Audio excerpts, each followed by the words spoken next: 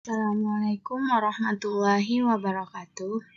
Perkenalkan, saya Siti Hardianti dari kelompok 11 akan mempresentasikan pengertian radikalisme dan terorisme.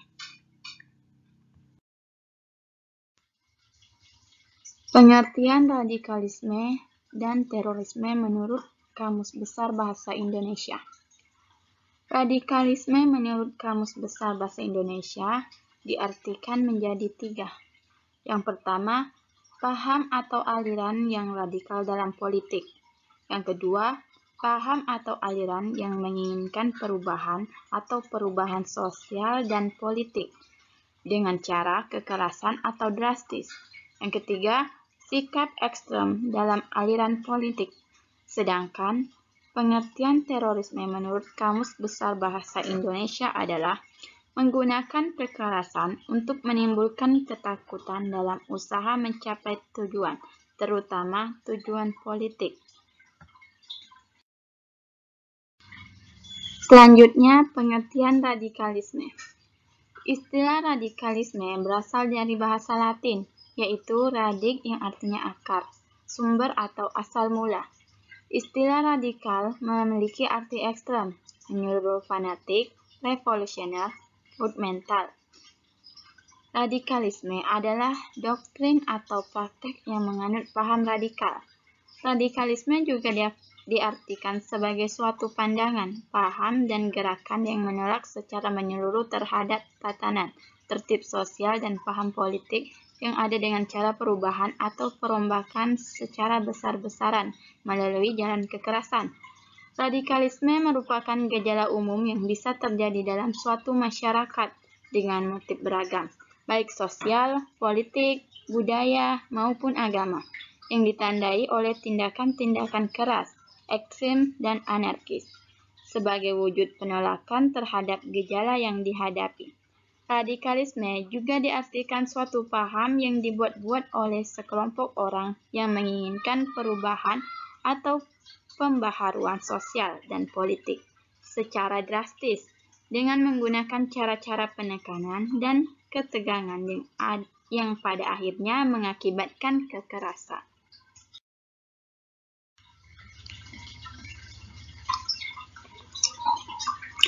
Ada beberapa ciri yang bisa dikenali dari sikap dan paham radikal. Yang pertama, intoleran, yaitu tidak mau menghargai pendapat dan keyakinan orang lain. Yang kedua, fanatik, yaitu selalu merasa benar sendiri dan menganggap orang lain selalu salah. Yang ketiga, eksklusif, atau selalu membedakan diri dari umat Islam pada umumnya. Yang keempat, revolusioner, yaitu cenderung menggunakan cara kekerasan untuk mencapai suatu tujuan tertentu. Selanjutnya saya akan membahas tentang sejarah radikalisme. Radikalisme dari bahasa Latin radik yang berarti akar adalah istilah yang digunakan pada akhir abad ke-18 untuk pendukung gerakan radikal. Dalam sejarah, gerakan yang dimulai di Britania Raya ini meminta reformasi sistem pemilihan secara radikal. Gerakan ini awalnya menyatakan dirinya sebagai partai kiri jauh yang menantang partai kanan jauh. Begitu radikalisme historis mulai terserap dalam perkembangan liberalisme politik pada abad ke-19. Makna istilah radikal di Britania Raya dan Eropa Daratan berubah menjadi ideologi liberal yang progresif. Kata radikal dalam konteks politik pertama kali digunakan oleh Charles James Fox pada tahun 1797. Ia mendeklarasikan reformasi radikal sebagai sistem pemilihan, sehingga istilah ini digunakan untuk mengidentifikasi pergerakan yang mendukung reformasi parlemen.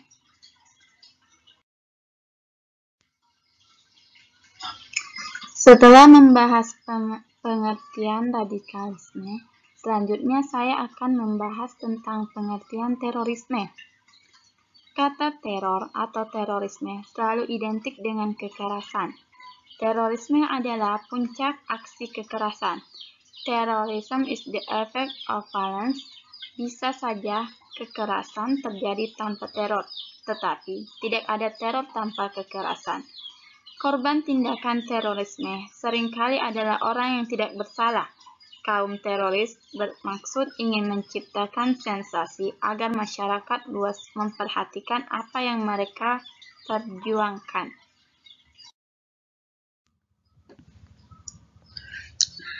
Menurut Undang-Undang Nomor 15 Tahun 2003 tentang Pemberantasan Tindak Pidana Terorisme, pada bab 1 Ketentuan Umum, Pasal 1 Ayat 1, tindakan pidana terorisme adalah segala perbuatan yang memenuhi unsur-unsur tindak pidana yang sesuai dengan ketentuan dalam undang-undang ini.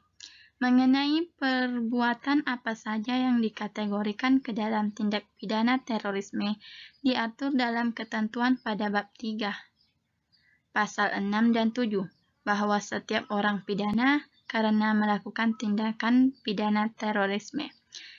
Pada pasal 6, yaitu dengan sengaja menggunakan kekerasan atau ancaman kekerasan, menimbulkan suasana teror atau rasa takut terhadap orang secara meluas atau menimbulkan korban yang bersifat massal, dengan cara merampas kemerdekaan atau menghilangkan nyawa dan harta benda orang lain, yang mengakibatkan kerusakan atau kehancuran terhadap objek-objek vital yang strategis atau lingkungan hidup dan fasilitas publik atau fasilitas internasional. Pada pasal 7, yaitu dengan sengaja menggunakan kekerasan atau ancaman kekerasan bermaksud untuk menimbulkan suasana teror atau rasa takut terhadap orang secara meluas, yang menimbulkan korban yang bersifat massal dengan cara merampas kemerdekaan atau menghilangkan nyawa dan harta benda orang lain, atau mengakibatkan kerusakan dan kehancuran terhadap objek-objek vital yang strategis atau lingkungan hidup atau fasilitas publik dan fasilitas internasional. Dan seseorang juga dianggap melakukan tindak pidana terorisme berdasarkan ketentuan pasal 8, 9, 10, 11, dan 12 Undang-Undang Nomor 15 Tahun 2003 tentang Pemberantasan Tindak Pidana Terorisme. Yang menjadi ciri dari suatu tindak pidana terorisme adalah adanya rencana untuk melaksanakan tindakan tersebut, kemudian dilakukan oleh suatu kelompok tertentu, lalu menggunakan kekerasan, mengambil korban dari masyarakat sipil dengan maksud mengintimidasi pemerintah, kemudian dilakukan untuk mencapai pemenuhan atas tujuan tertentu dari pelaku yang dapat berupa motif sosial, politik, maupun agama. Selanjutnya, kesimpulan. Kesimpulan yang dapat diambil dari materi ini adalah aksi teroris disebabkan oleh paham radikalisme, di mana radikalisme ini merupakan embrio dari lahirnya terorisme. Radikalisme merupakan suatu sikap yang mendambakan perubahan secara total dan bersifat revolusioner, dengan menjungkirbalikkan nilai-nilai yang ada secara drastis lewat kekerasan. Radikalisme memiliki kaitan cukup erat dengan terorisme, karena terorisme sendiri merupakan salah satu metode yang digunakan oleh oknum berpaham radikal. Dapat dikaitkan pula bahwa radikalisme merupakan cikal bakal aksi terorisme. Dapat kita pahami bahwa terorisme merupakan radikalisme memiliki potensi mengancam keutuhan NKRI kita. Seluruh masyarakat perlu dicerdaskan mengenai bahaya laten radikalisme. Bukan hanya banyak konkret terorisme, seperti sebuah kutipan, radikalisme adalah terorisme tanpa bom. Seluruh indikasi radikalisme harus segera ditindaklanjuti sebagai ancaman yang sama besarnya dengan aksi terorisme.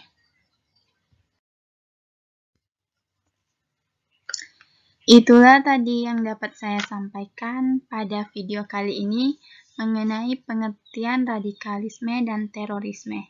Semoga bermanfaat dan mudah dipahami. Akhir kata, wassalamualaikum warahmatullahi wabarakatuh. Selamat siang teman-teman sekalian.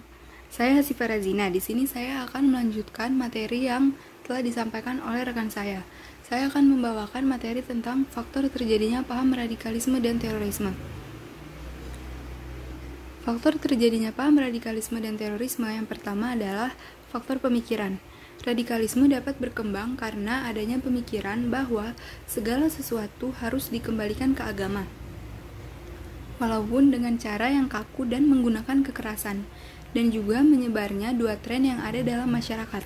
Yang pertama, menganggap bahwa agama merupakan penyebab utama kemunduran umat, sementara pemikiran yang kedua menggambarkan penentangannya terhadap alam realitas yang dianggap sudah tidak dapat ditolerir lagi.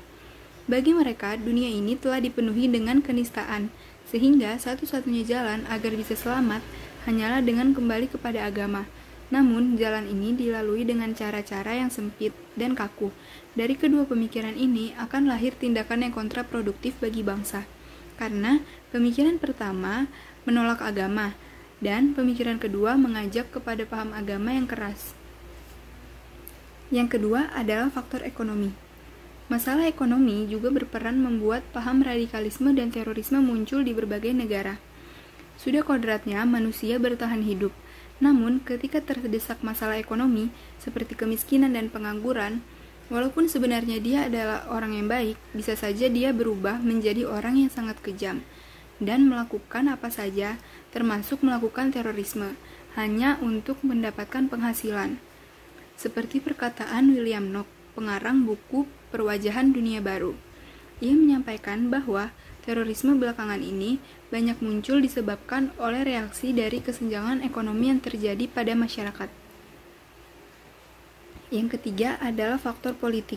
Jika politik yang dijalankan oleh para pemimpin adalah politik yang kotor, yaitu politik yang berpihak kepada pemilik modal dan kekuatan asing, bahkan hingga pembodohan rakyat, hal ini dapat menyebabkan munculnya kelompok-kelompok masyarakat yang mengatasnamakan ingin menegakkan keadilan. Kelompok-kelompok tersebut bisa dari kelompok sosial, agama, maupun politik.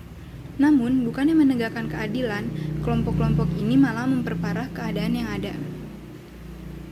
Yang keempat, faktor sosial. Di antara faktor munculnya pemahaman yang menyimpang adalah kondisi konflik yang sering terjadi di dalam masyarakat. Banyaknya perkara-perkara yang menyedot perhatian massa yang berujung pada tindakan-tindakan anarkis, pada akhirnya melahirkan antipati sekelompok orang untuk bersikap bercerai dengan masyarakat. Pada awalnya, sikap berpisah dengan masyarakat ini diniatkan untuk menghindari kekacauan yang terjadi. Namun, lama-kelamaan, sikap ini berubah menjadi sikap antipati yang memusuhi masyarakat itu sendiri. Jika sekelompok orang ini berkumpul, menjadi satu atau sengaja dikumpulkan, maka akan sangat mudah dimanfaatkan untuk kepentingan-kepentingan tertentu. Faktor sosial masih erat hubungannya dengan faktor ekonomi. Sebagian masyarakat dengan kelas ekonomi yang rendah umumnya akan berpikiran sempit, sehingga mudah untuk percaya kepada tokoh-tokoh radikal, karena mereka dianggap dapat membawa perubahan drastis pada kehidupan masyarakat, termasuk dalam faktor ekonomi. Yang kelima adalah faktor psikologis. Faktor ini sangat terkait dengan pengalaman hidup individual seseorang. Pengalamannya dengan kepahitan hidupnya, lingkungannya, kegagalan dalam karir dan kerjanya bisa saja mendorong seseorang untuk melakukan perbuatan-perbuatan yang menyimpang dan anarkis. Perasaan yang menggunung akibat kegagalan hidup yang dirasakan akan mengakibatkan perasaan diri terisolasi dari masyarakat. Jika hal ini terus berlangsung tanpa adanya pembinaan dan bimbingan yang tepat, orang tersebut bisa saja melakukan perbuatan yang mengejutkan sebagai reaksi untuk sekedar menampakkan eksistensi dirinya. Bahkan berpotensi membuat orang tersebut menjadi radikalis dan meneror orang lain. Yang keenam adalah faktor pendidikan. Sekalipun pendidikan bukanlah faktor yang langsung dapat menyebabkan munculnya gerakan terorisme, akan tetapi dampak yang dihasilkan dari suatu pendidikan yang keliru juga sangat berbahaya. Pendidikan agama khususnya yang harus lebih diperhatikan. Ajaran agama yang mengajarkan toleransi, kesantunan, keramahan, membenci pengerusakan, dan menganjurkan persatuan tidak sering disuarakan. Retorika pendidikan yang disuguhkan kepada umat lebih sering bernada mengejek daripada mengajak. Maka lahirnya generasi umat yang merasa hanya dirinya dan kelompoknya lah yang paling benar, sementara yang lain salah, maka harus diperangi. Ini adalah salah satu akibat dari sistem pendidikan kita yang salah. Sekolah-sekolah agama dipaksa untuk memasukkan kurikulum-kurikulum umum, sementara sekolah umum alergi memasukkan kurikulum agama. Tidak sedikit pula orang yang terlibat dalam aksi terorisme justru dari kalangan yang berlatar pendidikan umum, seperti dokter, insinyur, ahli teknik, ahli sains. Mereka kurang mempelajari pelajaran agama dari luar sekolah, yang kebenaran pemahamannya belum tentu dapat dipertanggungjawabkan, bahkan dididik oleh kelompok agama yang keras dan memiliki pemahaman agama yang serabutan, sehingga menyebabkan mereka mudah terpengaruh dengan paham radikalis. Apakah ada pertanyaan? Saya rasa sekian dari saya, kurang lebihnya mohon dimaafkan. Terima kasih atas perhatiannya. Assalamualaikum warahmatullahi wabarakatuh. Nama saya Dava Satriadi Dharma dari Fakultas Teknik Elektro. Di sini saya akan menjelaskan tentang upaya penanggulangan radikalisme dan terorisme. Meminimalisir kesenjangan sosial. Kesenjangan sosial adalah suatu ketidakseimbangan sosial yang ada di dalam masyarakat, sehingga menjadikan suatu perbedaan yang sangat mencolok, atau dapat juga diartikan suatu keadaan di mana orang kaya mempunyai kedudukan lebih tinggi dan lebih berkuasa daripada orang miskin. Kondisi ini akan menimbulkan sebuah jarak atau perbedaan yang sangat memprihatinkan. Dari segi ekonomi, kesenjangan sosial adalah sebuah indikasi adanya perbedaan finansial antar masyarakat yang sangat kontras. Kesenjangan sosial dapat memicu munculnya pemahaman radikalisme dan tindakan terorisme. Kesenjangan antara pemerintah dan rakyat harus diminimalisir dengan cara pemerintah harus merangkul pihak media yang menjadi perantaranya dengan rakyat. Begitu juga dengan rakyat. Mereka harusnya selalu memberikan dukungan dan kepercayaan kepada pihak pemerintah.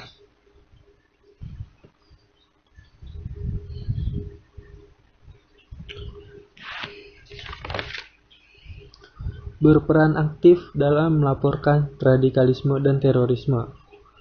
Peranan yang dilakukan di sini ialah ditekankan pada aksi melaporkan kepada pihak-pihak yang memiliki kewenangan apabila muncul pemahaman radikalisme dan terorisme. Di sini saya akan memberi satu contoh, yaitu apabila muncul pemahaman baru tentang keagamaan di masyarakat yang menimbulkan keresahan, maka hal pertama yang bisa dilakukan agar pemahaman radikalisme tidak berkembang hingga menyebabkan tindakan teroris yang berbau kekerasan dan konflik ialah melapor pada tokoh agama ataupun tokoh masyarakat.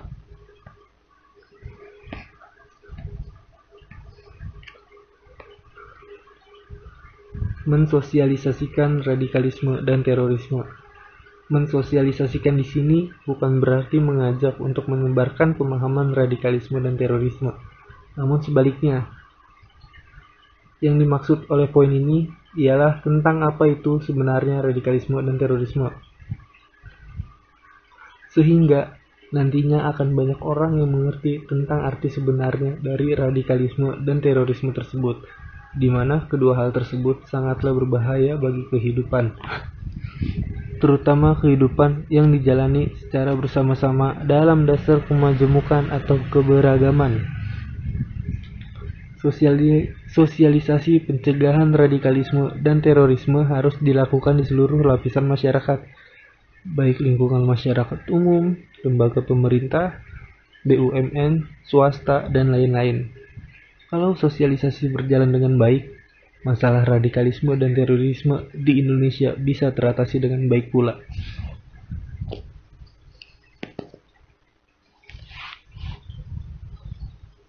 Membentuk komunitas-komunitas damai di lingkungan sekitar.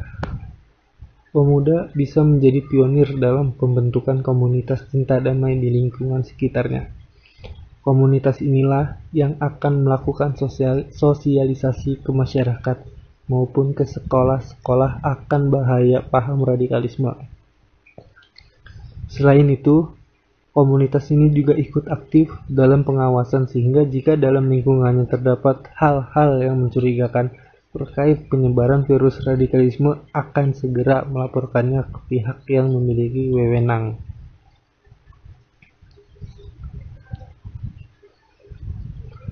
Meningkatkan pemahaman keagamaan. Radikalisme disebabkan oleh minimnya pemahaman agama. Belajar agama secara dangkal dapat memicu mereka melakukan kekerasan. Bahkan ada yang mengatasnamakan agama. Tindakan terorisme belakangan ini dilakukan dengan cara bunuh diri, semisal bom bunuh diri. Tetapi Islam justru sangat melarang tindakan bunuh diri. Tindakan terorisme mengatasnamakan Islam sering mengaitkan perbuatannya dengan jihad, padahal mereka sebenarnya tidak tahu makna jihad sesungguhnya. Untuk itu, kita harus belajar agama pada yang ahlinya, yang tahu betul apa arti jihad sesungguhnya. Sekian presentasi dari saya. Mohon maaf apabila ada salah-salah kata. Wassalamualaikum warahmatullahi wabarakatuh.